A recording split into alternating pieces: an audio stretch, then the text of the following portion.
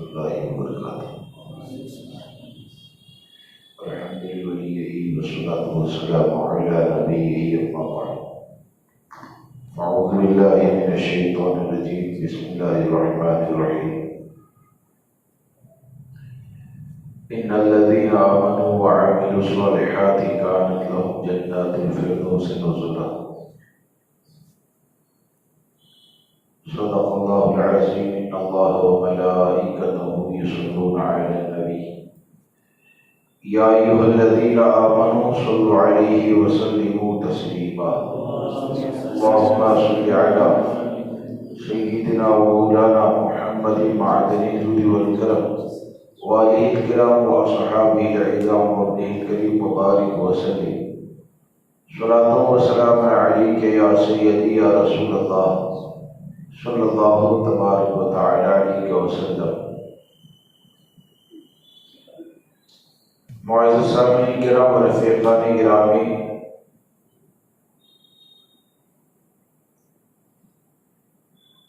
آج کی اس محفل میں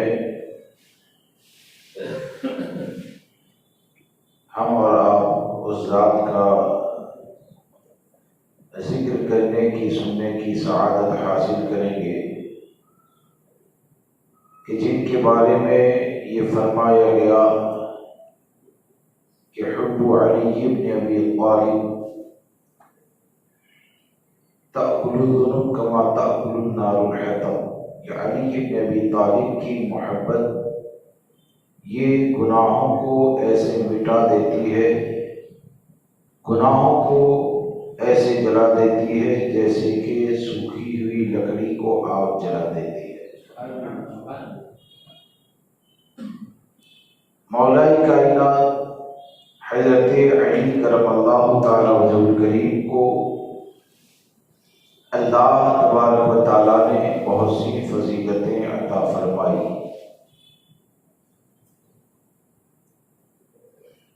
اور آپ کو یہ خصوصیت حاصل ہے، آپ کو یہ شرف حاصل ہے، ایسے سامنے آ جائے، آپ کو یہ شرف حاصل ہے کہ خود نبی اکرم صلی اللہ علیہ وسلم نے فرمایا کہ جتنے بھی انبیاء کرام تشریف لائے، ہر نبی کی نسل اس کی صلب سے چلی، ہر نبی کی نسل اس کے صلب سے چلی، اور مولا کائنات کو یہ شرف حاصل ہے کہ امام الانبیاء کی نسل یہ مولا کائنات کی صلب سے چلی، یعنی ہمارے آقا نے فرمایا میری نسل یہ علی کے صلب سے چلے گی۔ اور آپ کی فضیلت کے اوپر اگر غور کریں نا تو اس بات کے بارے میں سوچیں کہ دنیا میں جتنی بھی برادریاں پائی جاتی ہیں، حضرت علی کا مقام، مرتبہ، فضل و کمال، آپ کا تقویٰ یہ کتنا زیادہ ہوگا کہ آپ ذرا دیکھیں کہ دنیا میں مسلمانوں میں جتنی بھی برادریاں پائی جاتی ہیں ان تمام برادریوں کی آپ گنتی کریں اور بغیر کسی مبالغہ کے آپ دیکھیں تو آپ کو یہ نظر آئے گا کہ سب سے زیادہ اولیاء کرام کی جماعت یہ مولا کائنات حضرت علی کی نسل میں بھی آپ کو نظر آئے گی۔ سب سے بڑی اولیاء کرام کی جماعت یہ حضرت علی کی نسل میں نظر آئے گی۔ آپ کی نسل میں اگر دیکھیں تو تمام اولیاء کرام کے سرکار غوث اعظم رضی اللہ تبارک و تعالی وہ بھی آپ کی اولاد سے، ہندوستان میں جن کے ذریعے دین پھیلا، تقریباً 90 لاکھ لوگوں کو ایمان کی دولت ملی، تو جس کے ذریعے ملی وہ بھی مولا کائنات کی اولاد میں سے، اور قرب قیامت میں حضرت سیدنا امام مہدی رضی اللہ تبارک و تعالیٰ کا ظہور جو ہوگا وہ بھی کسی اور کی نسل سے نہیں بلکہ مولا کائنات کی نسل ہی سے ہوں گے۔ تو اس سے کیا سمجھ میں آیا؟ یعنی آپ اگر گننے جائیں کہ مولا کائنات کی نسل کی دین میں خدمات کیسی ہے اور دین اسلام کی نشر و اشاعت میں آپ کے خاندان کا یا آپ کی نسل کا کتنا حصہ ہے، تو میرے خیال سے شاید دنیا کا کوئی کونا ایسا نہ ہوگا جہاں پر بھی اسلام ہے کہ وہاں پر مولا کائنات کی اولاد کی خدمات نہ ہو۔ یعنی جتنے بھی سادات کرام ہیں، جتنے بھی اہل بیت میں سے اولیاء کرام ہیں، خود ہمارے احمدآباد شریف میں دیکھ لیں، سرکار شاہی عالم کو دیکھیں، سرکار قطب عالم کو دیکھیں، دوسرے جو سادات اولیاء کرام ہیں، ان سب کی جو خدمات ہیں، ان سب کے جد امجد اگر کوئی ہے تو ان کو مولا کائنات کہا جاتا ہے۔ تو حضرت علی کرم اللہ تعالیٰ وجہ کریم کو اللہ تبارک و تعالیٰ نے بہت زیادہ فضیلت عطا فرمائی، اور سرکار صلی اللہ تعالیٰ علیہ وسلم کا خاص آپ پر فیضان یہ کہ آقا کریم صلی اللہ تعالیٰ علیہ وسلم کی نسل کو مولا کائنات کی صلب میں رکھا گیا، یہ آپ کو پوری کائنات میں تنہا خصوصیت حاصل ہے۔ اور آپ نے خود اور امام اہل سنت نے ایک جگہ کے اوپر یہ لکھا، اس کو تاریخ دمشق میں ہے اور بدایہ نہایہ میں ہے اور دوسری کتابوں کے اندر مولا کائنات نے تحدیث نعمت کے طور پر اپنی جو فضیلت کو لوگوں کے سامنے بیان کیا، تو امام اہل سنت فاضل بریلوی رضی اللہ تبارک و تعالیٰ فرماتے ہیں کہ علماء نے فرمایا کہ تمام مسلمانوں کو چاہیے کہ مولا کائنات کی یہ جو فضیلت ہے نا اسے یاد کر لیں۔ کیا کریں؟ اسے یاد کر لیں، اپنے ذہن میں بٹھا دیں کہ حضرت علی کون ہے اور وہ فضیلت کیا ہے۔ امام اہل سنت فرماتے ہیں کہ خود ایک مرتبہ حضرت علی نے اپنی فضیلت کے حوالے سے یہ ارشاد فرمایا، آپ نے فرمایا کہ امام الانبیاء صلی اللہ تعالیٰ علیہ وسلم میرے چچازاد بھائی بھی ہیں اور میرے سسر بھی ہیں۔ امام الانبیاء صلی اللہ تعالیٰ علیہ وسلم میرے چچازاد بھائی بھی ہیں، میرے سسر بھی ہیں۔ پھر آپ ارشاد فرماتے ہیں کہ حضرت امیر حمزہ یہ میرے چچا ہیں، حضرت جعفر جو فرشتوں کے ساتھ اڑتے رہتے ہیں، جن کی اڑان، جن کی پرواز فرشتوں کے ساتھ رہتی ہے، حضرت علی فرماتے ہیں وہ جعفر وہ میری ماں کے لڑکے ہیں، یعنی میرے بھائی ہیں۔ پھر آپ نے فرمایا کہ مجھے شرف یہ حاصل ہے کہ امام الانبیاء صلی اللہ تعالیٰ علیہ وسلم کی شہزادی میرے گھر پر قیام پذیر ہے اور میری دلہن ہے، یعنی سیدہ فاطمہ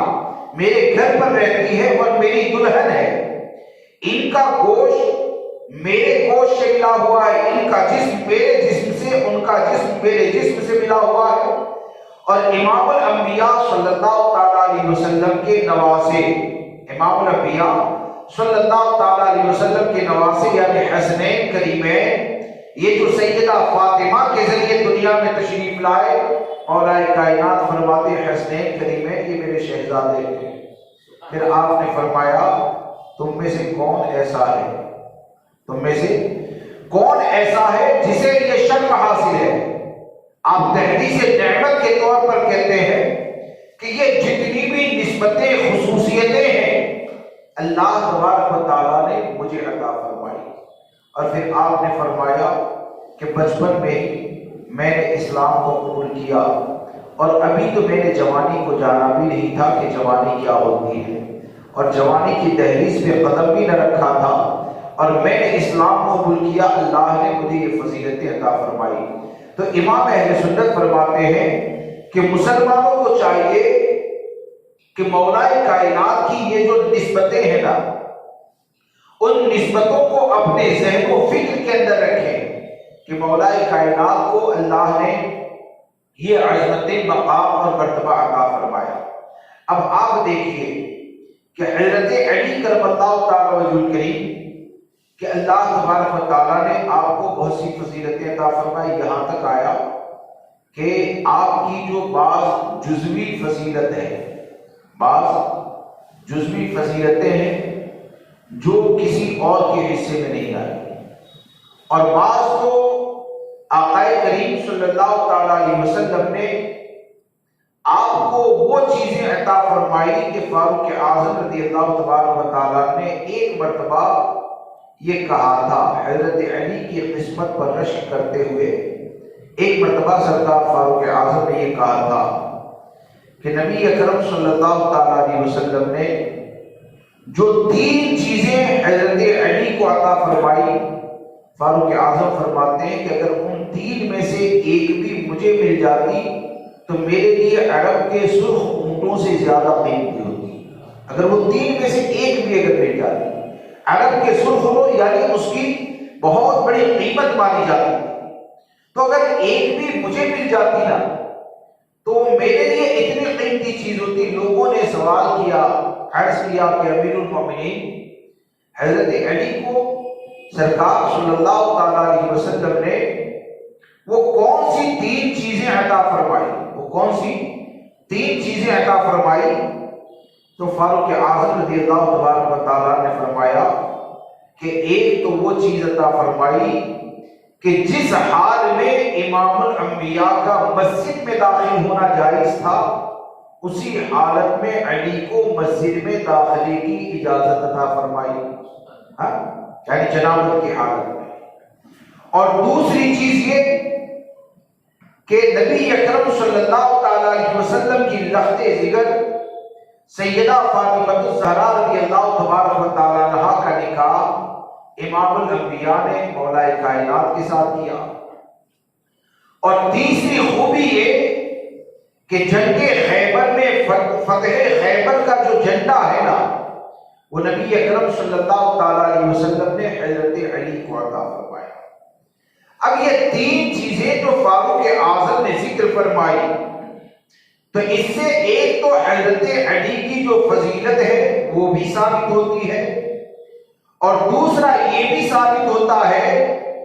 کہ فاروق اعظم رضی اللہ تبارک و تعالیٰ کا عقیدہ وہی تھا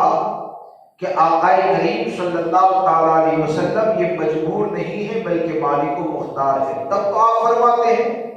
کہ امام الانبیاء نے ان کو یہ خوبیاں عطا فرمائی،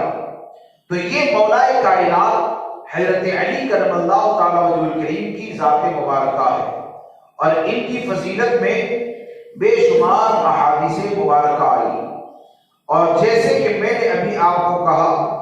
کہ حضرت علی کی ایک خوبی کے اوپر یا اللہ تبارک و تعالیٰ نے ان کی نسل میں جو برکت عطا فرمائی، صرف آدمی اس بات کے اوپر غور کرے گا تو آپ کی خدمات تو خدمات ہے ہی، آپ کی نسل کے ذریعے اور انشاءاللہ قیامت تک آپ کی نسل کے ذریعے خدمت ہوتی رہے گی کہ اتنے سب اولیاء کرام روئے زمین پر ہیں، سب سے زیادہ آپ کو اہل بیت میں اولیاء کرام نظر آئیں گے، اور وہ سب کے سب جہاں پر بھی دین کی خدمت انجام دیے، ان کے جد امجد ان کی نسل یہ مولا کائنات حضرت علی سے چلی ہے، تو یہ آپ کو شرف حاصل ہے۔ اب آپ دیکھیں کہ حضرت علی کرم اللہ تعالیٰ وجہ الکریم کی بہت سی خوبیاں، یہاں تک فرمایا ایک روایت کے اندر کہ حضرت علی نے حلف کے ساتھ یعنی اللہ کی قسم کھا کر اس بات کو فرمایا کہ نبی اکرم صلی اللہ تعالیٰ علیہ وسلم نے مجھ سے میرے بارے میں یہ ارشاد فرمایا کہ مجھ سے مومن ہی محبت کرے گا، حضرت علی سے محبت یہ مومن ہی کرے گا، اور علی سے دشمنی یہ منافق ہی کرے گا۔ یعنی حضرت علی کی محبت کمال کے ساتھ شریعت مطہرہ کے حکم کے مطابق اگر دل میں جگہ لے لے تو یہ ایمان کی علامت ہے، اور آپ کی دشمنی پیدا ہو جائے تو وہ نفاق کی علامت ہے۔ تو یہ حضرت علی کرم اللہ تعالیٰ وجہ الکریم ہے، اور صرف اتنا نہیں کہ مولا کائنات حضرت علی کرم اللہ تعالیٰ وجہ الکریم نے دین متین کی نشر و اشاعت کے لیے اور اعلیٰ کلمت الحق کے لیے اتنی زیادہ قربانیاں عطا فرمائی کہ یہ کوئی کہنے والی بات نہیں، ایک دم بدیہی بات ہے کہ آدمی کو فطری طور پر سب سے زیادہ اپنی جان قیمتی ہوتی ہے، مال، دولت، اولاد، رشتہ دار، عزیز و اقربا، ان تمام چیزوں سے زیادہ آدمی کو جان قیمتی ہوا کرتی ہے.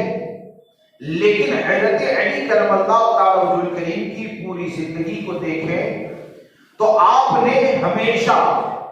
اللہ کی راہ میں جہاد میں اپنی زندگی کو گزارا،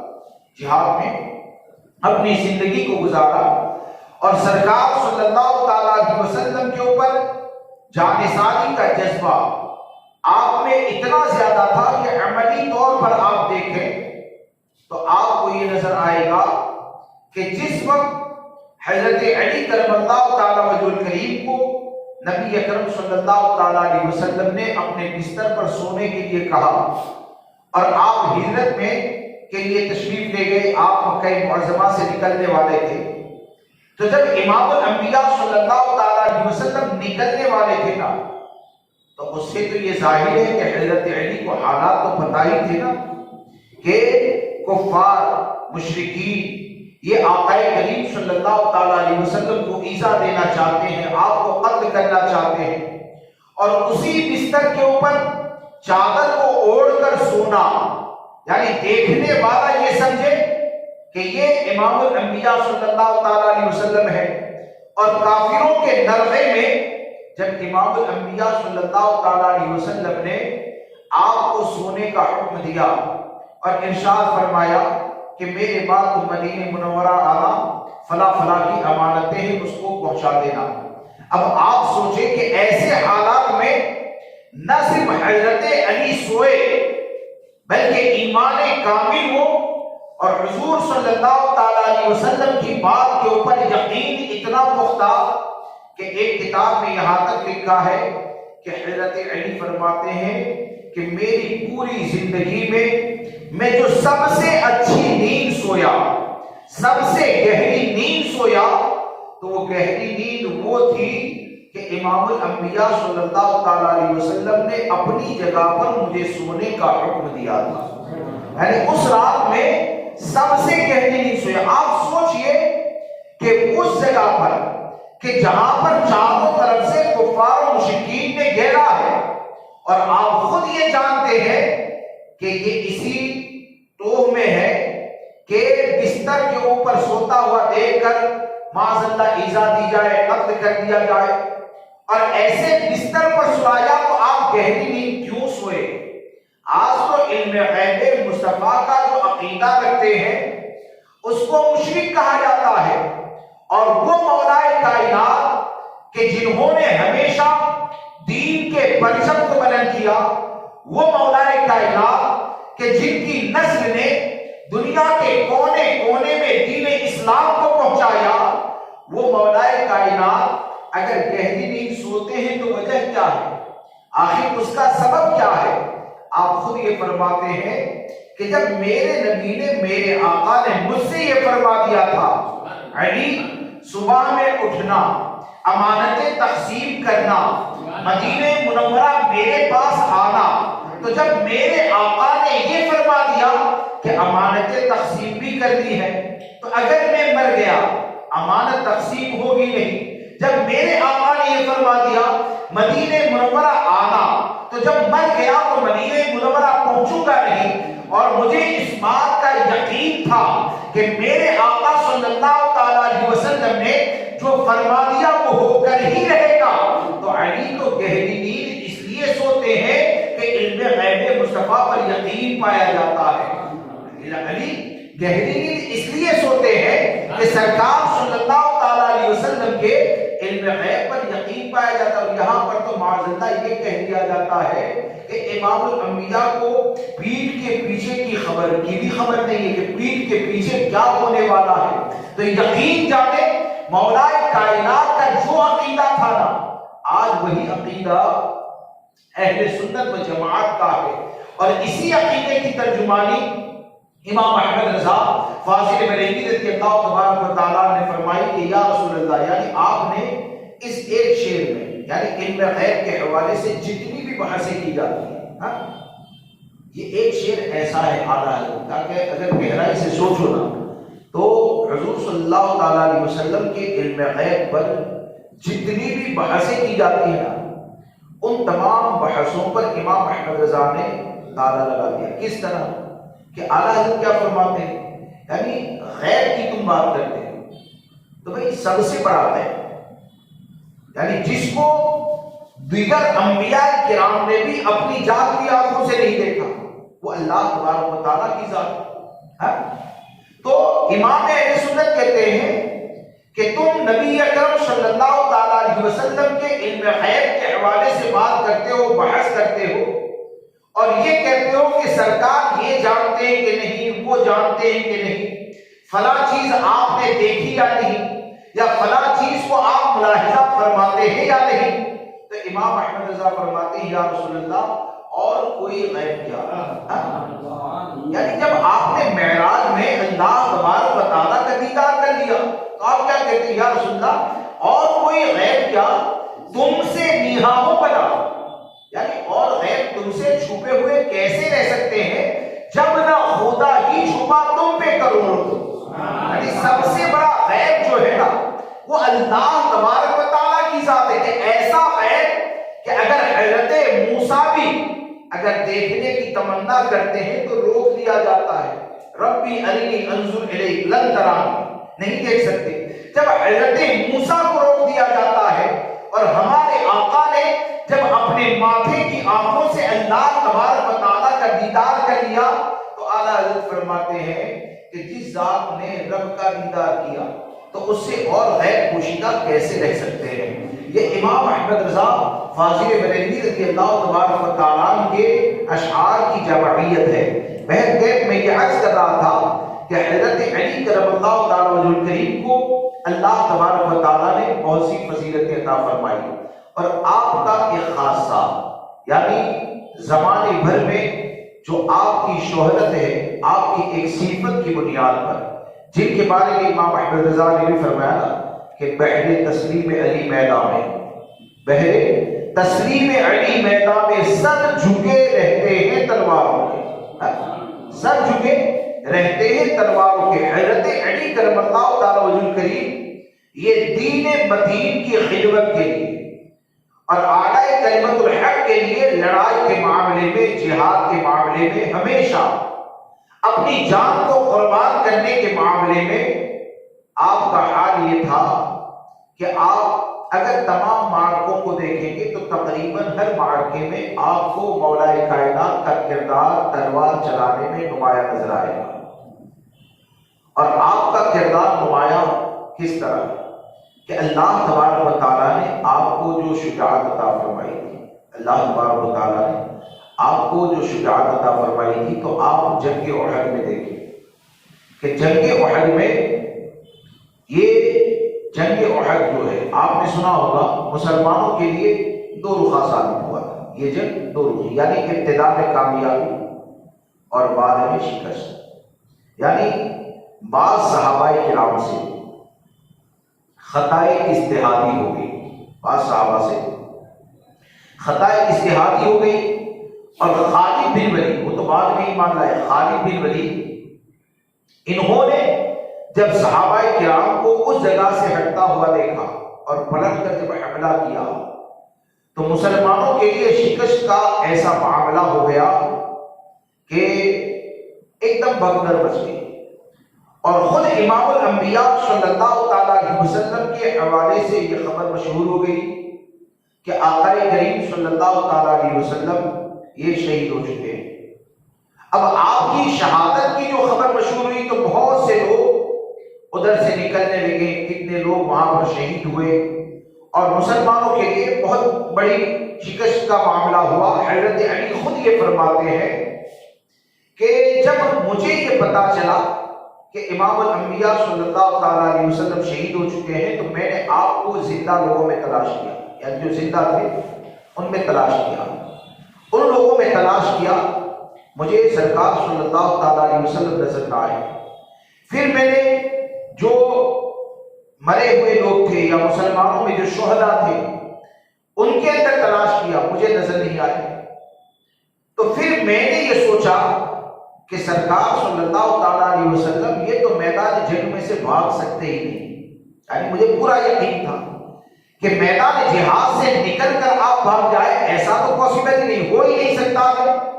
تو پھر میرے دل کے اندر یہ خیال آیا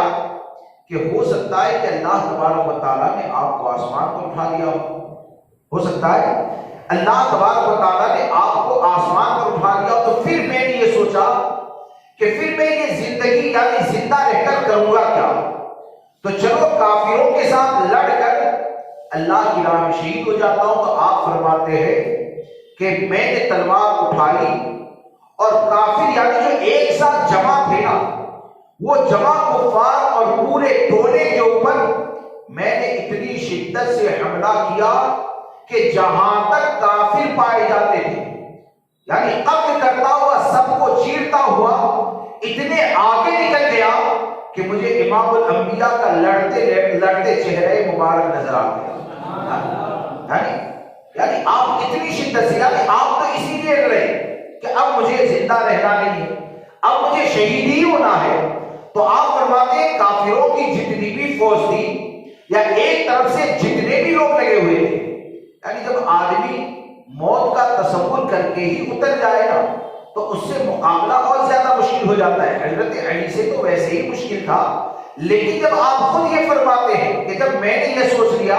کہ شاید سرکار کو آسمان کو اٹھا لیا گیا ہوگا تو اب زندہ رہ کر کریں گے کیا، شہید ہو جاتے ہیں، تو میں نے اتنی شدت سے حملہ کیا کہ کافروں کو قتل کرتا کرتا اتنے آگے نکل گیا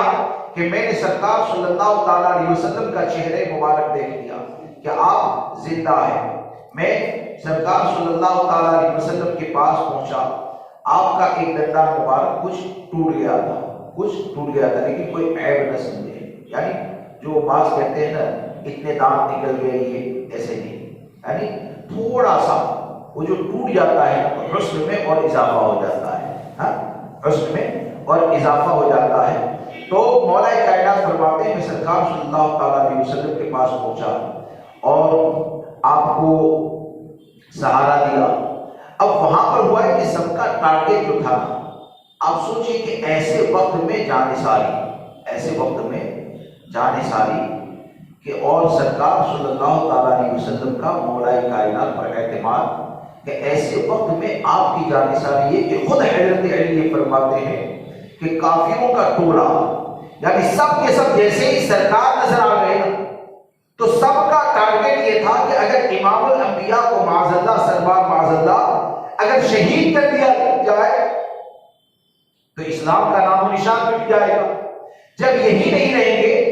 تو کون آگے چل کے لڑے گا، مذہب اسلام کو پھیلائے گا؟ تو سب کا زور یہ تھا کہ امام الانبیاء صلی اللہ تعالیٰ علیہ وسلم کے اوپر حملہ کیا جائے۔ تو مولا کائنات فرماتے ہیں پورا ایک گروپ آتا اور سرکار صلی اللہ تعالیٰ علیہ وسلم کی طرف حملہ کرنے کے لیے آتا تو سرکار مجھے اشارہ فرماتے علی ان سے لڑو،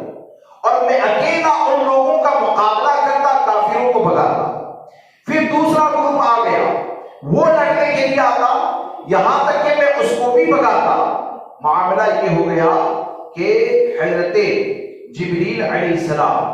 یہ نبی اکرم صلی اللہ تعالیٰ علیہ وسلم کی بارگاہ میں آئے اور مولا کائنات کی جرأت، آپ کی بہادری، آپ کی فن سپاہگیری،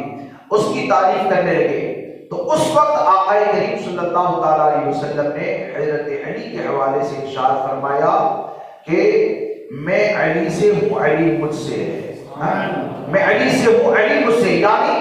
مجھ کو علی کے ساتھ اور علی کو میرے ساتھ بہت زیادہ قربت ہے۔ تو حضرت جبریل اس وقت امام الانبیاء کی بارگاہ میں عرض کرتے ہیں وَأَنَا مِنْكُمَا، اور میں تم دونوں سے ہوں،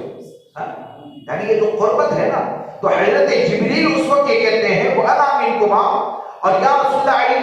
السلام میری قربت آپ دونوں سے ہے۔ اب آپ سوچیں کہ حضرت علی کرم اللہ تعالیٰ وجہ کریم نے اپنی تلوار کے ذریعے امام الانبیاء صلی اللہ تعالیٰ علیہ وسلم کی ذات مبارکہ پر پہرا دیا، اور آپ کی تلوار کے ذریعے اللہ تبارک و تعالیٰ نے اسلام کو غلبہ عطا فرمایا۔ تو یہ بہت بڑی قربانی ہے۔ آج تو حال معاملہ یہ ہوتا ہے، خوف اور ڈر کا معاملہ یہ ہوتا ہے، یہ ان کی قوت ایمانی تھی، حقیقت یہ ہے یہ ان کی قوت ایمانی تھی۔ ورنہ آج جس طرح کہتے ہیں نا کہ بھائی آج کے حالات میں کچھ نہیں ہو سکتا. تو اگر گنتی کو آپ دیکھیں نا، گنتی کے حساب سے، تو گنتی تو اگر دیکھی جائے تو جمال پور میں جتنے لوگ سنی پائے جاتے ہیں نا، تو یہ جنگ احد جب ہوئی نا تو اس سے کم تعداد تو اس وقت پائی جاتی تھی، اور مقابلے میں پوری دنیا سروں کی گنتی کی بات کر رہا ہوں. لیکن اللہ کی ذات پر بھروسہ، اللہ رسول سے محبت، دین کے لیے قربانی کا جذبہ ان لوگوں میں اتنا زیادہ پایا جاتا تھا کہ ان لوگوں کا معاملہ یہ تھا کہ ان میں کا 1000 پہ بھاری ہوا کرتا تھا. ان میں کا 1000 کے اوپر بھاری ہوا کرتا تھا کہ حضرت علی کرم اللہ تعالی وجہ کریم کو اللہ تبارک و تعالیٰ نے وہ شجاعت عطا فرمائی تھی، اور سرکار صلی اللہ تعالیٰ علیہ وسلم کی نگاہ عنایت نے آپ کو ایسا ذوالفقار بنایا تھا کہ کئی جنگوں میں آپ کا کارنامہ دیکھیں اور آپ کا معاملہ دیکھیں کہ حضرت علی کرم اللہ تعالیٰ وجہ کریم کو سرکار صلی اللہ تعالیٰ علیہ وسلم جب آگے بھیجتے. آج ایک بات بتاؤں کہ لوگ یا اس طرح ہوتا ہے دین کے لیے اگر کچھ بھی قربانی دینے کی بات آئے ایک ڈر بیٹھ جاتا ہے. آدمی بیوی کے بارے میں سوچتا ہے، بچوں کے بارے میں سوچتا ہے، یا دوسری چیزوں کے بارے میں سوچتا ہے. کچھ بھی قربانی دینے کی بات ہے اگر 4 لوگوں کی مخالفت ہوگی اس میں بھی ایک ڈر لگتا ہے. لیکن آپ نے کبھی اس بات پر غور کیا کہ حضرت علی یہ داماد مصطفیٰ ہے؟ کون ہے؟ داماد مصطفیٰ ہے. آپ کے نکاح میں امام الانبیاء صلی اللہ تعالیٰ علیہ وسلم کی سب سے چہیتی شہزادی سیدہ فاطمہ ہے.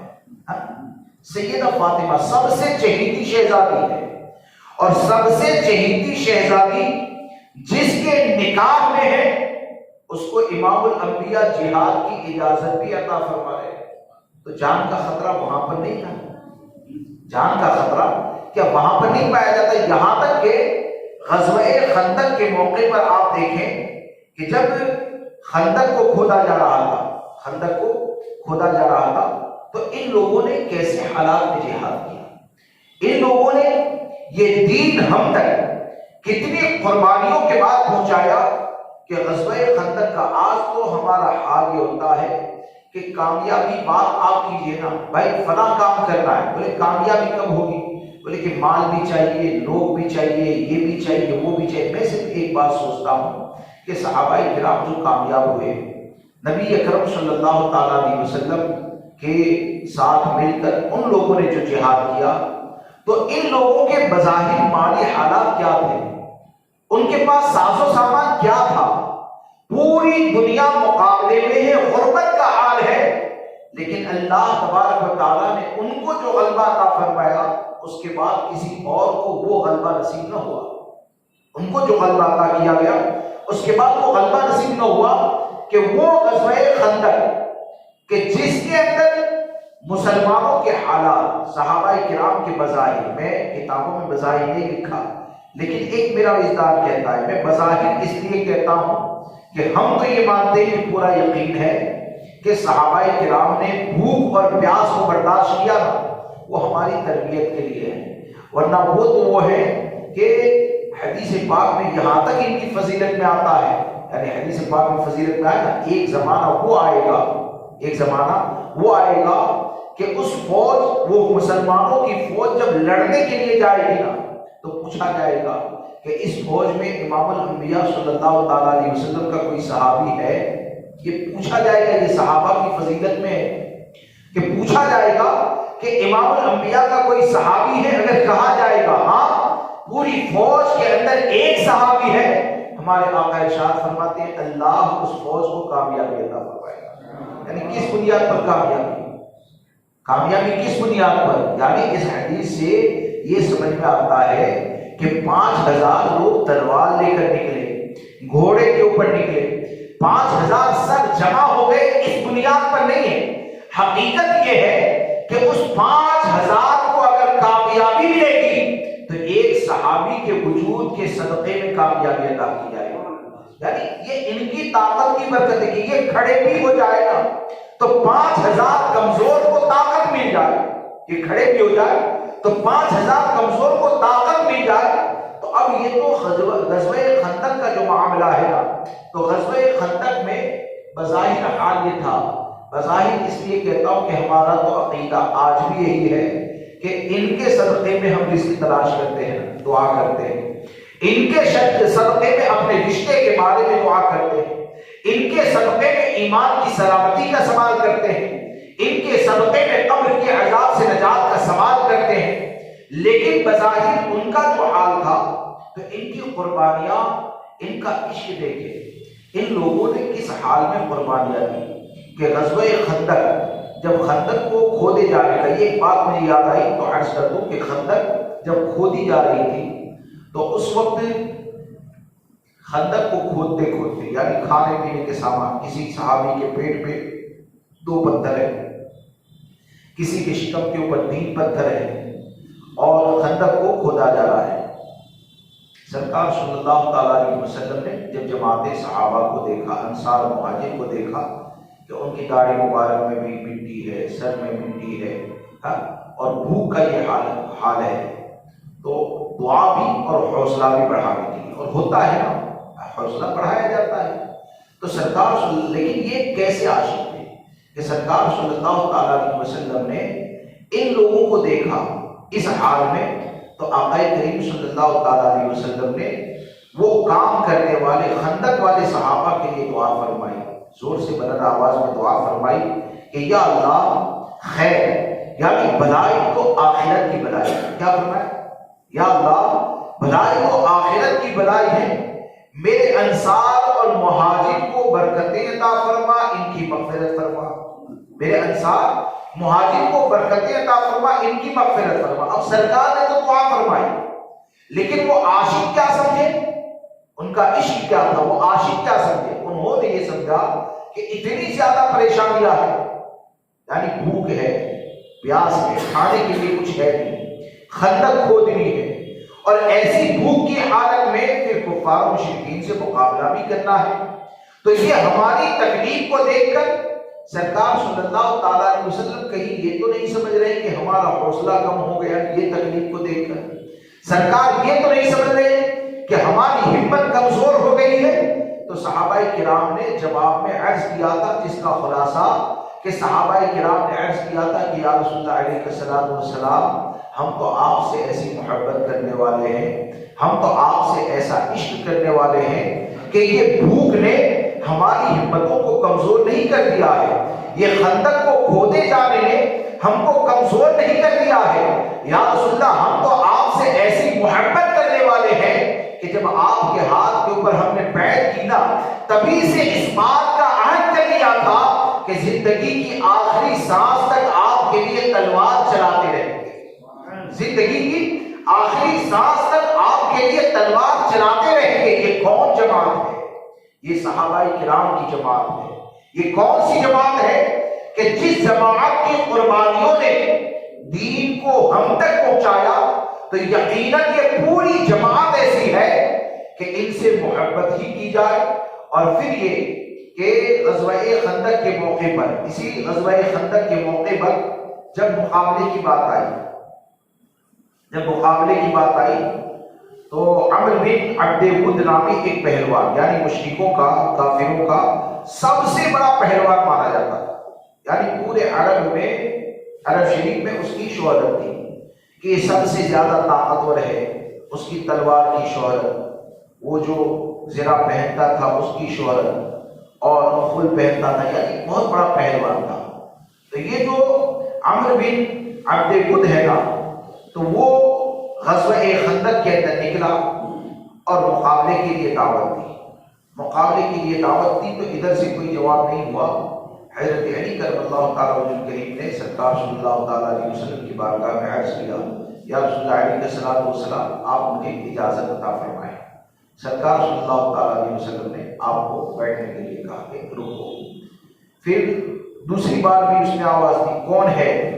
یعنی ایک طنز کیا جو مسلمانوں کے لیے برداشت سے باہر تھا کہ بھائی تم لوگ یہ کہتے ہو نا کہ تم تو مر جاؤ گے تو فوراً شہید ہوئے تو جنت میں داخل ہو جاؤ گے،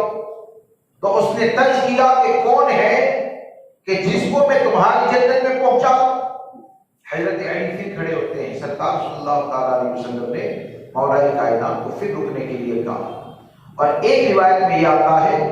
کہ سرکار صلی اللہ تعالیٰ علیہ وسلم کی بارگاہ میں حضرت علی نے جب اس کے مقابلے میں جانے کے لیے عرض کیا تو آپ نے ارشاد فرمایا کہ یا رسول اللہ علیہ الصلوۃ والسلام، یہ جو عمرو بن عبد ود ہے نا، وہ جس طرح کی باتیں کرتا ہے مجھے جانے کی اجازت عطا فرمائیں، کیونکہ میں دو نیکیوں کے درمیان کھڑا ہوں. آپ فرماتے ہیں مجھے جانے کی اجازت عطا فرمائیں، میں دو نیکیوں کے درمیان کھڑا ہوں. وہ دو نیکیاں کیا ہیں؟ حضرت علی فرماتے ہیں اگر میں نے اس کو مار دیا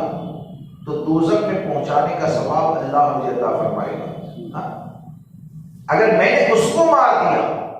تو دوزخ میں اس کو میں نے پہنچایا، اس کا ثواب اللہ مجھے عطا فرمائے گا. اور اگر میں شہید ہو گیا تو اللہ تبارک و تعالی شہادت کا ثواب مجھے عطا فرمائے گا. یعنی آپ یہ مجاز دیتے ہیں کہ دین اسلام کی سربلندی کے لیے اگر تم مرے، اگر تم نے مارا، نہ مرنے میں نقصان ہے نہ مارنے میں نقصان ہے. شرط یہ ہے کہ دین اسلام کی سربلندی کے لیے ہو. تو سرکار صلی اللہ تعالیٰ علیہ وسلم نے مولا کائنات سے فرمایا کہ کیونکہ وہ مشہور تھا، عرب میں وہ مشہور تھا، تو سرکار صلی اللہ تعالیٰ علیہ وسلم نے فرمایا علی وہ عمرو ہے. حضرت علی نے عرض کیا ہاں یا رسول اللہ، میں جانتا ہوں وہ عمرو ہے، لیکن مجھے مقابلے کی اجازت دے. سرکار صلی اللہ تعالیٰ علیہ وسلم نے مولا کائنات کو جب مقابلے کی اجازت عطا فرمائی تو آپ میدان میں عمرو بن عبد ود کے پاس جاتے ہیں. اور جاتے ہیں تو آپ کی کم عمری کو دیکھ کر، یا یہ کہ وہ ہو سکتا ہے نیل رول میں بہت بڑا ہو، تو اس کو دیکھ کر یہ کہتا ہے عمرو بن عبد ود، وہ یہ کہتا ہے کہ تم مجھ سے مقابلہ نہ کرو، کیونکہ تم جیسے لوگوں کا، یعنی چھوٹی عمر کے لوگوں کا خون بہانا مجھے پسند نہیں ہے. خون بہانا مجھے اچھا نہیں لگتا ہے، کسی مضبوط آدمی کو مقابلے کے لیے بھیجو. حضرت علی نے فوراً اس کو کہا لیکن مجھے تو تمہارا خون بہانا بہت پسند ہے. آپ نے فرمایا مجھے تو تمہارا خون بہانا بہت زیادہ پسند ہے. اور جیسے ہی آپ نے یہ کہا نا وہ ایک دم تیز میں آ جاتا ہے. بولے کہ تم کو یہ پسند نہیں ہے نا، لیکن مجھے پسند ہے کہ میں تمہارا خون بہاؤں. اور حضرت علی پر فوراً اس نے وار کیا تو پہلا وار اتنا سخت تھا کہ آپ نے جس ڈھال کا استعمال فرمایا، روایت میں آتا ہے کہ وہ ڈھال جو ہے وہ بھی کٹ جاتی ہے اور آپ کے اوپر ایک زخم لگتا ہے. لیکن حضرت علی کرم اللہ تعالیٰ وجہ الکریم نے اس زخم کو برداشت کر کے فوراً ذوالفقار عدری سے پہلا بار وہ کیا کہ وہ بیچ میں سے دو ٹکڑے ہو جاتا ہے. یعنی وہ بختر پہن کر ہیں، وہ بختر پہن کر ہیں، اور جیسے ہی وہ ٹکڑے ہو گیا مسلمانوں میں نعرہ تکبیر کی صدا بلند ہوتی ہے. اور آپ جب سرکار صلی اللہ تعالیٰ علیہ وسلم کے پاس تشریف لے گئے تو سرکار صلی اللہ تعالیٰ علیہ وسلم کا چہرے مبارک مولا کائنات کی خوشی کامیابی سے چمک رہا تھا. اب اس وقت دوسری چیز آپ دیکھیں کہ ایک ہے میدان جہاد اور ایک ہے شرم و حیا، غیرت ایمانی. سرکار سیدنا فاروق اعظم رضی اللہ تبارک و تعالیٰ نے مولا کائنات سے کہا، کیونکہ اس وقت یہ تھا کہ جو کامیاب ہو جائے گا اس کا سامان اس کا، یعنی مقابلے میں جو جس کے ساتھ کامیاب ہو گیا اس کی تلوار، زرہ، بختر، جو کچھ بھی ہے اس پر قبضہ کر سکتے ہیں. تو حضرت عمر رضی اللہ تبارک و تعالیٰ نے سوال کیا کہ بھائی علی، تم نے اس کو پچھاڑ دیا، تم نے اس کو واسطے جہنم کر دیا، اور اس کی جو زرہ ہے نا تو اس کی زرہ کا شہرا تو پورے عرب میں ہے کہ اس کے پاس جتنی قیمتی زرہ ہے نا وہ اور کسی کے پاس نہیں ہے، تم لے کیوں نہیں لیے؟ حضرت علی فرماتے ہیں کہ میں لینے کے لیے گیا، لیکن یہ کہ میرے وار کی بنیاد پر اس کی شرمگاہ کھل چکی تھی، اور جیسے ہی میری نظر اس کی شرمگاہ پر پڑی نا تو شرم کی بنیاد پر میں نے اس کو چھوڑ دیا اور ادھر آ گیا. یعنی آپ سوچئے کہ میدان جہاد میں بھی ہیں تو شریعت مطہرہ کا پاس و لحاظ یہ کتنا زیادہ، یعنی کسی کی شرمگاہ پر اگر نظر پڑ جائے تو شرم سے نظر کو پھیر تو لیتے ہیں، لیکن یہ کہ وہاں سے زرہ کو اٹھانا بھی آپ نے گوارا نہ کیا. یعنی ایک طرف آپ کی ہمت، آپ کا حوصلہ، آپ کی طاقت اتنی زیادہ ہے، لیکن دوسری طرف آپ کی شرم و حیا کا معاملہ یہ ہے کہ اس اعلیٰ معیار پر فائز ہے۔ تو یقیناً مولا کائنات حضرت علی کرم اللہ تعالیٰ وجہ الکریم کی زندگی میں ایسے بے شمار واقعات ملتے ہیں۔ اور آپ دیکھیے کہ غزوہ خیبر کے موقع پر غزوہ خیبر کے موقع پر کہ حضرت علی کرم اللہ تعالیٰ وجہ الکریم کہ یہ تو اور معتبر روایتوں سے، ایسے نہیں وہ 10 بیویوں کی کہانی یا اس طرح کی بات نہیں، یعنی معتبر کتابوں سے کہ غزوہ خیبر کے موقع پر حضرت علی کرم اللہ تعالیٰ وجہ الکریم یعنی فتح مکہ کے بعد جب خیبر کا واقعہ پیش آیا، خیبر کا واقعہ پیش آیا تو غزوہ خیبر کے موقع پر حضرت علی کرم اللہ تعالیٰ وجہ الکریم یہ آشوب چشم کی بنیاد پر یعنی آنکھوں میں درد کی بنیاد پر پہلے آپ گئے نہیں تھے، یعنی کوئی ڈر یا اس بنیاد پر نہیں، تو بعد میں آپ کو بے چینی ہوئی، جانے کی تمنا ہوئی اور کئی دن سے اس کا محاصرہ ہوا تھا لیکن کامیابی مل نہیں رہی تھی۔ خیبر کا قلعہ یہ بہت مضبوط قلعہ مانا جاتا تھا، تو کامیابی مل نہیں رہی تھی۔ تو حضرت علی کرم اللہ تعالیٰ عنہ قریب بعد میں جب وہاں پر پہنچے تو سرکار صلی اللہ تعالیٰ علیہ وسلم نے اس وقت ارشاد فرمایا کل ایسے آدمی کے حوالے خیبر کا جھنڈا کیا جائے گا۔ اور ویسے آپ کی خصوصیت یہ ہے کہ کتابوں میں یہ ملتا ہے کہ جتنی بھی جنگیں ہوئی نا، زیادہ تر جنگوں میں مسلمانوں کا پرچم یہ حضرت علی کے ہاتھ میں ہوتا تھا، زیادہ تر جنگوں میں۔ کبھی کبھی بعض جگہ پر کسی مصلحت سے، کسی اور معاملے کی وجہ سے یا کبھی مل گیا وہ چیز الگ ہے، ورنہ یہ کہ اکثر ہر جنگ میں امام الانبیاء صلی اللہ تعالیٰ علیہ وسلم اسلام کا پرچم نشانی اگر کسی کے ہاتھ میں دیتے تھے تو وہ ہاتھ مولا کائنات حضرت علی کا ہوا کرتا تھا۔ تو جب حضرت علی پہنچے تو سرکار صلی اللہ تعالیٰ علیہ وسلم نے ارشاد فرمایا کہ کل ایسے آدمی کے ہاتھ میں خیبر کا جھنڈا دیا جائے گا کہ اللہ رسول عز و جل صلی اللہ تعالیٰ علیہ وسلم کی بارگاہ کا وہ محبوب ہے، یعنی اللہ رسول سے وہ بھی محبت کرتا ہے اور اللہ رسول اس سے محبت کرتے ہیں، سرکار نے یہ فرمایا۔ اب صحابہ کرام پوری رات، کیوں کہ ہر صحابی کا عقیدہ تھا، سرکار نے فرما دیا کل کامیاب ہونا ہے تو وہ ہونا ہے۔ اور مسلم شریف کی روایت میں ہے کہ حضرت فاروق اعظم فرماتے ہیں کہ زندگی میں نے کبھی امیر بننے کی تمنا نہیں کی، یعنی پوری اس کا مجھے امیر بنا دیا جائے، میں نے زندگی میں کبھی تمنا نہیں کی، لیکن خیبر میں جب سرکار صلی اللہ تعالیٰ علیہ وسلم نے یہ فرمایا کل اس کے ہاتھ میں جھنڈا دیا جائے گا جس کے ہاتھ پر کامیابی ملے گی، جس کے ہاتھ پر اللہ تبارک و تعالیٰ خیبر میں کامیابی عطا فرمائے گا، تو زندگی میں ایک ہی بار امیر بننے کی میرے دل میں تمنا آئی، اور وہ تمنا آئی تھی خیبر کے وقت میں کہ جب سرکار نے اعلان فرمایا، میرے دل میں اس وقت یہ تمنا آئی تھی کہ کاش کہ مجھے امیر بنا دیا جائے اور میں خیبر پر فتح کا ذریعہ بن جاؤں۔ لیکن صبح سب بیدار ہوئے، جلدی سے سرکار صلی اللہ تعالیٰ علیہ وسلم کی بارگاہ میں پہنچے تو سرکار صلی اللہ تعالیٰ علیہ وسلم نے فرمایا علی کہاں ہے؟ صحابہ کرام نے عرض کیا رسول اللہ علیہ السلام وہ بیمار ہیں، آشوب چشم ان کو ہے۔ سرکار نے فرمایا علی کو بلاؤ۔ مولا کائنات حضرت علی کرم اللہ تعالیٰ عنہ کریم تشریف لائے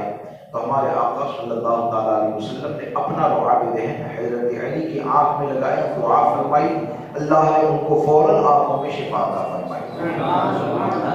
اب یہاں پر کئی مسائل اگر آدمی سوچے نا تو مسائل حل ہوتے جائیں گے، کئی مسائل حل ہوتے جائیں گے، اور وہ چیز کیا ہے کہ آپ دیکھیں کہ سبب عادی غیر عادی، یعنی آپ دیوبندی وہاں پہ سے بات کریں پہلے تو یہ کہ غیر اللہ مدد کر ہی نہیں سکتے، لیکن چند دلیلیں آپ نے دے دی نا کہ بھائی فلاں کو ایسا کیا، فلاں کو ایسا کیا، تو پھر کیا کہتے ہیں سبب عادی، یعنی گولی ہے تو گولی سے تو آدمی اچھا ہو جائے، اور کوئی بات ہو تو بتاؤ، اس طرح کی باتیں کرتے ہیں۔ لیکن یہاں پر آپ دیکھیں ایک مسئلہ سمجھتے ہیں کہ بھائی کوئی بھی یہ بات ہم کو دیوبندی سے بات تو کرنی ہی نہیں ہے، لیکن ایک بات آپ کو سمجھاتا ہوں کہ کوئی سبب عادی غیر عادی کا ذکر کرے نا تو اس کو سیدھے سوال یہ کرنا ہے کہ ذرا یہ بتاؤ تھوک جو ہوتا ہے وہ شفا کے لیے استعمال ہوتا ہے، کبھی دیکھا ہے تو نبی اکرم صلی اللہ تعالیٰ علیہ وسلم کی برابری کی بات کرتے ہیں، تم اگر زمین پر تھوکتے ہو نا تو تمہاری بیوی صاف کرنے کے لیے تیار نہ ہو. ہاں تم زمین پر اگر تھوک دو نا تو مکھیاں جمع ہو جاتی ہیں، اور میرے آقا کا لعاب دہن آنکھوں میں چلا جائے تو ایڈی اچھے ہو جاتے ہیں. میرے آقا کا لعاب دہن کنویں میں چلا جائے تو کھانا کنواں شیریں ہو جاتا ہے. میرے آقا کا لعاب دہن اگر کھانے میں چلا جائے تو مختصر کھانا 1400 صحابہ کے لیے کافی ہوتا ہے. اب جس کے لعاب کی برکتوں کا یہ عالم ہے تو ذات مصطفیٰ کی عظمتوں کا عالم کیا ہوگا.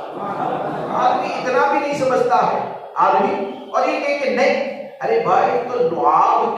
لعاب کو اللہ تبارک و تعالیٰ نے جو عطا فرمایا ہے وہ شفا کے لیے نہیں ہے، بیماری میں اس کا استعمال نہیں ہوتا ہے. وہ میرے آقا صلی اللہ تعالیٰ علیہ وسلم کے لعاب مبارکہ کی برکتیں ہیں. آپ جس نیت سے کسی کو عطا فرما دے اس میں کامیابی مل جائے. تو ایک تو یہ سمجھ میں آتا ہے، اور دوسری بات یہ کہ حضرت علی کرم اللہ تعالیٰ وجہ کریم سے جب آپ کے ہاتھ میں خیبر کا پرچم دیا گیا اور آپ جب جہاد کے لیے نکلے تو سرکار صلی اللہ تعالیٰ علیہ وسلم نے نصیحت فرمائی تھی کہ لڑنے سے پہلے اسلام کی دعوت دینا، اور یہ اصول میں سے تھا. یعنی مسلمان جہاد کے لیے جاتے تھے نا تو سامنے والے کو سب سے پہلے یہ دعوت دی جاتی تھی کہ مذہب اسلام کو قبول کر لو. اس کے بعد دوسرے شرائط ہوتے تھے، وہ نہیں تو تمہارا ملک ہمارے حوالے کر لو، جزیہ دینے کے لیے تیار ہو جاؤ، اور وہ بھی نہ ہو تو پھر اس کا فیصلہ تلوار سے ہوتا تھا. یہ چند اصول ہوا کرتے تھے. تو سرکار صلی اللہ تعالیٰ علیہ وسلم نے فرمایا کہ جہاد کرنے سے پہلے، تلوار چلانے سے پہلے مذہب اسلام کی دعوت دے دینا. کیوں کہ علی اگر تمہارے ذریعے ایک کو بھی ہدایت مل گئی، مذہب اسلام کی دولت مل گئی نا، تو اس بات کو یاد رکھنا کہ عرب کے سرخ اونٹوں سے زیادہ قیمتی ہوگا، یا آپ نے یہ فرمایا کہ دنیا کے بادشاہ سے قیمتی ہوگا. یہ سرکار صلی اللہ تعالیٰ علیہ وسلم نے فرمایا. اب وہ مرحب کر کے جو تھا وہ قلعے کا مین آدمی، جب مولا کائنات حضرت علی کرم اللہ تعالیٰ عنہ کریم وہاں پر پہنچے اور ادھر سے قلعے کی طرف سے ایک آدمی نے جان کر دیکھا، نام پوچھا نام کون کیا ہے، تو حضرت علی نے نام بتایا. یہاں تک ہی میں نے پڑھا، لیکن مجھے یہ محسوس ہوتا ہے کہ ہو سکتا ہے کہ یہودیوں کے پاس پہلے کی کتابوں سے کوئی علامت ہو کہ اس قلعے کو یہی فتح کریں گے، کہ جیسے ہی مولا کائنات حضرت علی کرم اللہ تعالیٰ عنہ کریم نے اپنا نام بلانا تو وہ سننے والے یہودیوں کو کہا کہ اے یہودی یاد رکھو آج یہ قلعے کی تم حفاظت نہیں کر پاؤ گے، جو لڑنے کے لیے آیا ہے نا اب تم اس قلعے کی حفاظت نہیں کر پاؤ گے. اور وہ مرحب جو ہے وہ جب مقابلے کے لیے حضرت علی کے پاس آتا ہے نا تو وہ اپنے بارے میں بڑی بڑی باتیں کرتا ہے، میں یہ ہوں، یہ میں فلاں ہوں فلاں ہوں. مولا کائنات نے ایک بات کہی کہ سنو تم جو بھی ہو میں وہ ہوں کہ میری ماں نے میرا نام حیدر رکھا ہے. تم جو بھی ہو، تم اپنے وسیلے میں جو بھی کہتے ہو، لیکن اس بات کو یاد رکھو کہ میری ماں نے میرا نام حیدر رکھا ہے. اور حیدر یعنی شیر ببر جسے کہا جاتا ہے، تو میری ماں نے نام ہی یہ رکھا ہے، تم مقابلہ تو مجھ سے کرو. حضرت علی کرم اللہ تعالیٰ عنہ کریم نے ایک بار میں اس کے کام کو تمام کیا، اور تمام کرنے کے بعد یہ حضرت علی کی طاقت ہے کہ روایت میں یہ ملتا ہے، ایک روایت یہ ملتی ہے کہ خیبر کا جو دروازہ ہے نا، ڈھال کسے کہتے ہیں، جیسے آدمی اس ہاتھ سے تلوار چلا رہا ہے اور اس ہاتھ سے وار کو روکے گا، تو ایک روایت میں یہ ملتا ہے کہ حضرت علی کرم اللہ تعالیٰ عنہ کریم نے اس دروازے کو ایک ہاتھ سے اٹھا کر ڈھال بنایا اور دوسرے ہاتھ سے تلوار چلا رہے. لا فتح الا علی لا سیف الا ذوالفقار، ویسے ہی تھوڑی کہا جاتا ہے. امام احمد رضا نے یہ جو کہا بہرے تسلیم علی میدان میں سر جھکے رہتے ہیں تلواروں کے، یہ کوئی مبالغہ تھوڑی، یہ حقیقت ہے کہ حضرت علی کی دھار اور حضرت علی جو تلوار چلاتے تھے نا وہ آپ کا کمال، اللہ تبارک و تعالیٰ نے آپ کو کمال عطا فرمایا تھا. ایسا لگتا تھا تلواریں اور جگہ تو چلتی ہی، یہاں پر تو جیسے جھکتی ہے حضرت علی کے سامنے. تو ایک روایت میں یہ آتا ہے کہ حضرت علی کرم اللہ تعالیٰ عنہ کریم نے وہ خیبر کو ڈھال بنایا، اور ڈھال بنانے کے بعد کافی دور تک اسی کے ذریعے لڑتے رہے، یعنی اس سے آپ وار کو روک رہے ہیں اور اس سے تلوار چل رہی. اور ایک روایت میں یہ آتا ہے کہ حضرت علی نے اس دروازے کو اٹھایا اور اسی دروازے پر چڑھتے ہوئے صحابہ کرام قلعے میں داخل ہوئے، یعنی اٹھا کر کھڑے ہو گئے اور صحابہ کرام سے فرمایا چلو اب اس کے ذریعے چلو اور قلعے میں چلو اور کامیاب ہو جاؤ۔ اور اس کے بعد جب اس دروازے کو اٹھایا گیا نا تو ایک روایت، دو روایت میں، ایک میں یہ کہ 40 لوگوں نے مل کر اٹھایا اور ایک میں یہ کہ 70 لوگوں نے مل کر اٹھایا، لیکن وہ دروازے کو اٹھا نہیں پائے۔ تو یہ قوت اللہ تبارک و تعالیٰ نے مولا کائنات حضرت علی کرم اللہ تعالیٰ الکریم کو عطا فرمائی تھی کہ ہمیشہ، یعنی میدان جہاد میں ہمیشہ اپنی جان کی بازی لگا کر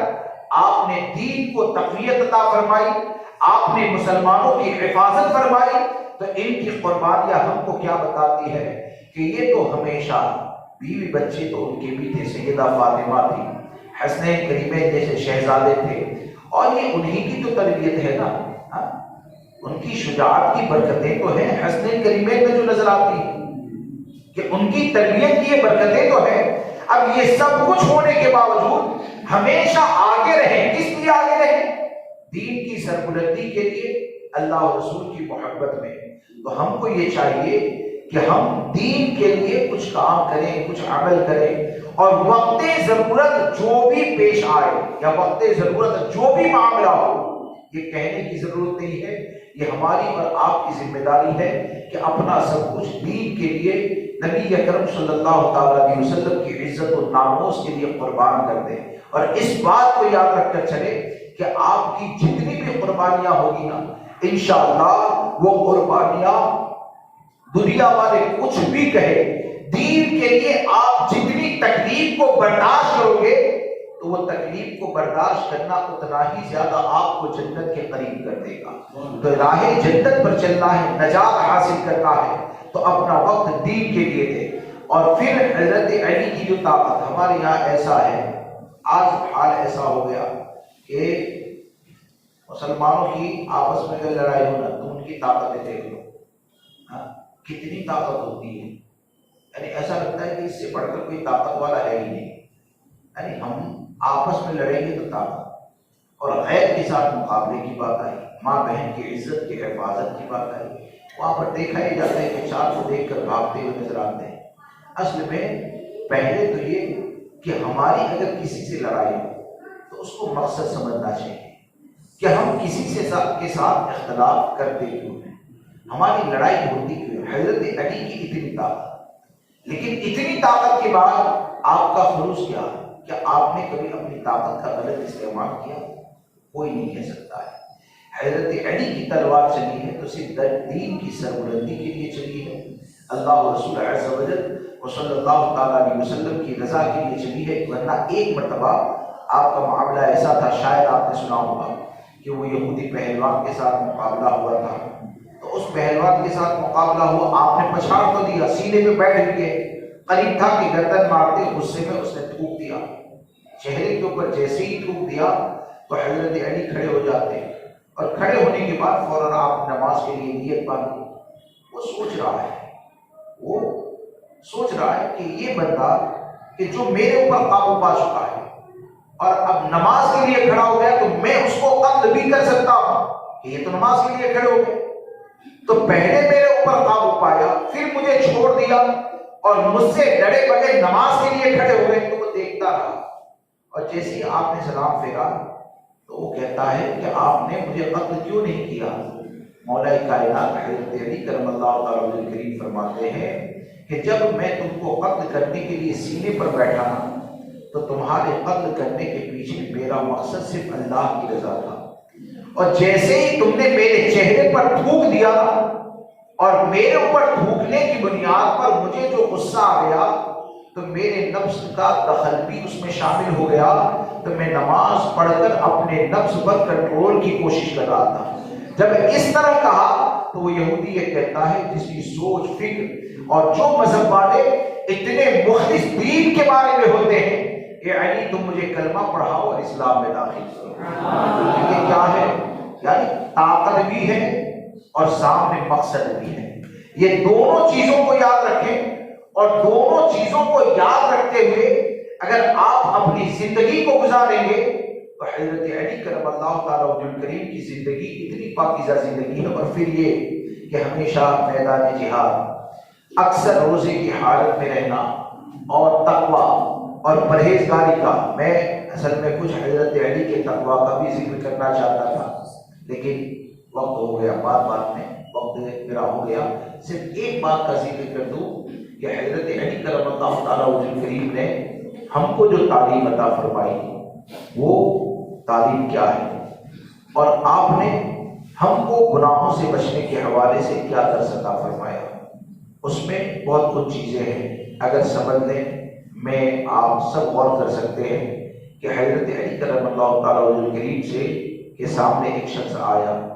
اور اس نے آنے کے بعد کہا استغفر اللہ، یعنی میں اللہ کی بارگاہ میں توبہ کرتا ہوں۔ مولا کائنات نے فرمایا کہ تو اللہ کی بارگاہ میں توبہ کرنا چاہتا ہے نا، تو توبہ کرنے سے پہلے چند باتیں اپنے اندر پیدا کر لیں، اور اس کے بعد توبہ کر، تیری توبہ قبول ہوگی۔ اس نے عرض کیا کہ حضور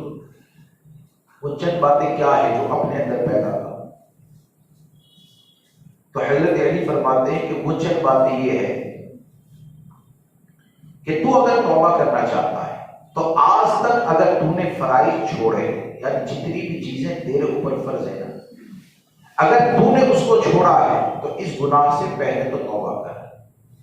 اور اس بات کا پکا عہد کر کہ تو نے جن فرائض کو چھوڑا ہے ان کی قضا کو ادا کرے گا۔ حضرت علی فرماتے ہیں یہ ایک بات۔ پھر آپ فرماتے ہیں کہ لوگوں کے ساتھ جو تیرے تعلقات ہیں، معاملات ہیں، اس پر نظر کر، اگر تو نے کسی کو حق مارا ہے تو جس کا حق مارا ہے حقدار تک اس کے حق کو پہنچا، اور اس بات کا عہد کر کہ مرتے دم تک لوگوں کے حق کو ادا کرتا رہے گا۔ یہ دو بات۔ پھر آپ فرماتے ہیں کہ تو اگر توبہ کرنا چاہتا ہے تو اپنے جسم پر نظر کر، اور تیرے جسم کو دیکھ کہ تیرے جسم میں یہ گوشت جو بنا ہے، موٹاپا ہوا ہے، گوشت جو جمع ہے، کہیں ایسا تو نہیں ہے کہ حرام کھانے کی بنیاد پر جمع ہے؟ اگر حرام کھانے کی بنیاد پر یہ جمع ہے نا، تو حضرت علی کرم اللہ تعالیٰ عنہ کریم فرماتے ہیں کہ اپنے دل میں اتنا خوف خدا پیدا کر کہ خوف خدا سے جسم کا گوشت پگھل جائے اور چمڑی ہڈی کے ساتھ مل جائے، پھر حلال کھا کر نیا گوشت آئے، اور یہ بھی ہو جائے تو حضرت علی فرماتے تو اپنی زندگی پر نظر کر، اور تو نے اگر اپنے آپ کو گناہ کی لذتوں کا عادی بنا لیا، ہوتا ہے نا گناہ میں مزہ آتا ہے، کہتے ہیں حضرت نہیں چھوٹ پاتا ہے، کیوں نہیں چھوٹ پاتا ہے؟ آدمی زنا کرتا ہے تو زنا کے قریب چلا گیا، کیوں چلا گیا؟ چند منٹ کا مزہ ہے، تو کہتا ہے کہ حضرت نہیں چھوٹ پاتا ہے۔ لڑکیوں کو دیکھنے کی عادت ہے، کیوں نہیں چھوٹ پاتا ہے؟ دل کو مزہ آتا ہے، اس لیے نہیں چھوٹ پاتا ہے۔ حضرت علی فرماتے ہیں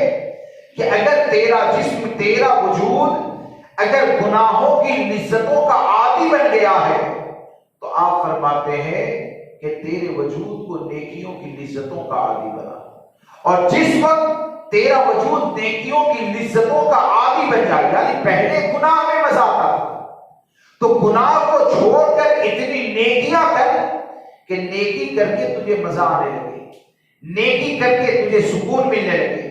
نیکی کی تجھے عادت بن جائے، تو یہ تمام خوبیاں تیرے اندر پیدا ہو جائے نا، تو اللہ کی بارگاہ میں توبہ کر، استغفر اللہ کہہ، تو اللہ تیری توبہ کو قبول فرما لے گا۔ اب یہ جو 4-5 چیزیں ہیں نا،